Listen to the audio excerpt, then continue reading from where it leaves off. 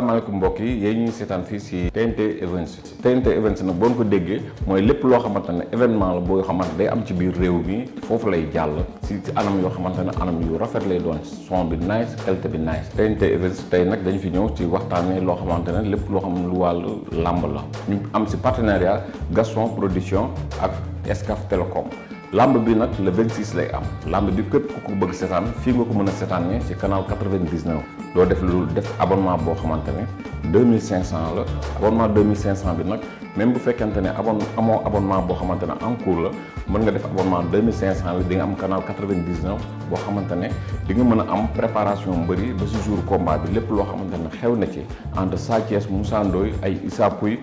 Alioune Seye 2 lépp di nga ko ci mën a am. dinañ ci wane seen entraînement dinañ ci wane seen supporter dinañ ci wane seen écurie lépp ba ci jour lamb bi ba ci lamb bi jeex ci 2500 kese lay doon